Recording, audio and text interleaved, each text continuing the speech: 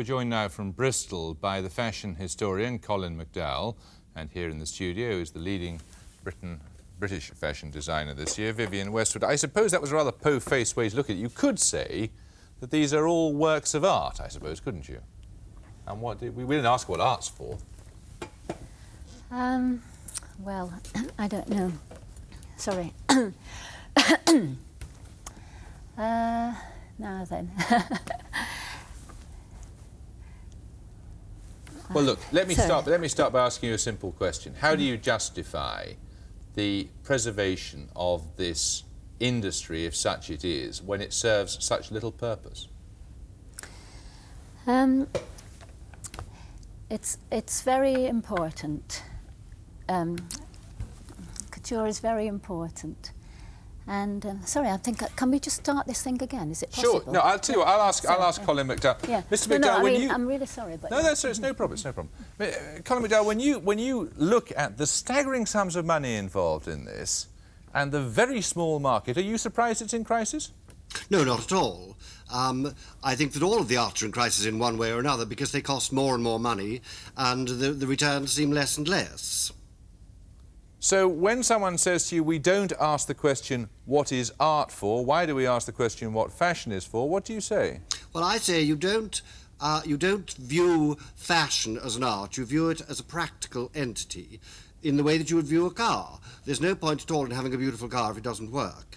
There's no point at all in having beautiful clothes if they can't be worn. Do you shed any tears over the decline of the Paris fashion industry, if that's what it is? I don't think we're seeing the decline of the Paris fashion industry. The real guts and determination and importance of fashion now is in prêt-à-porter, that is in ready-to-wear. It comes from Milan, it comes from London, it comes from Vivienne herself, it comes from Paris also, it comes from New York. I don't think that the guts and the spirit of fashion any longer come from haute couture. So, Vivienne, what do you think we would lose if haute couturiers went out of business? I'd just like to sort of say that I'd like to sort of give my idea of what haute couture is in order to get my mind working on this thing. It is really true that an awful lot of them are really money packages. They're glamour packages to sell handbags, etc. And I think that this is because these fashion houses have got this formula that they don't need to work with creativity anymore. Most of the fashion houses, a good part of them, are fronted by people using the name of somebody who's now dead. And the things that they're doing, those poor people would be turning in their graves. It's just getting more and more crude in order to give this sort of glamour to sell handbags. It's just getting crude. Hold on a second, sorry. Now then, sorry, yeah, go on. And what do you mean when you say it's become crude?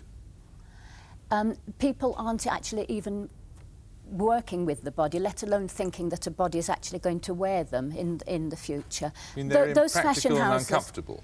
The fashion houses actually don't want any customers, a lot of them. They don't, because even to have a customer is going to, I mean, you've got the prototype, that you've already lost a fortune on the prototype. If you make one to fit a customer, you lose still even more money. And so they're not actually, they don't have the idea of selling to women in mind. On the other hand, there are a few people still caring very much that they can make something for a woman and they know that when she goes somewhere in it, nobody will look as wonderful as this woman. Colin McDowell, are you surprised by any of that? No, I'm not. I think it's pretty much standard fashion thinking at the moment. I believe myself that couture is totally outdated and there is really very little point in it.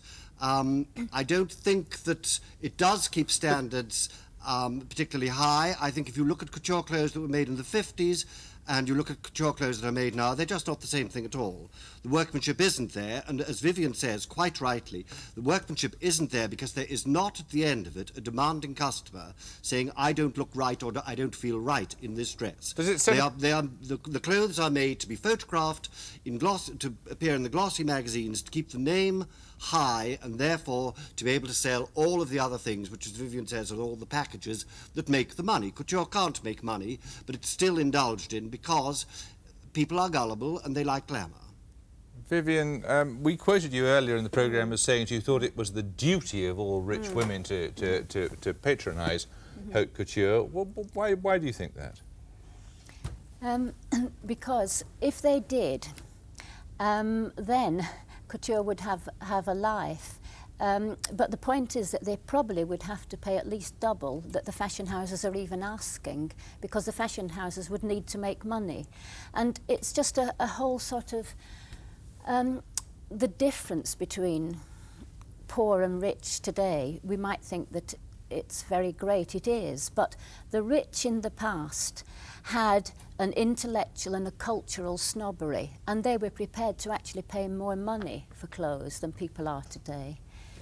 Vivienne Westwood, Colin McDowell, thank you both very much. Thanks.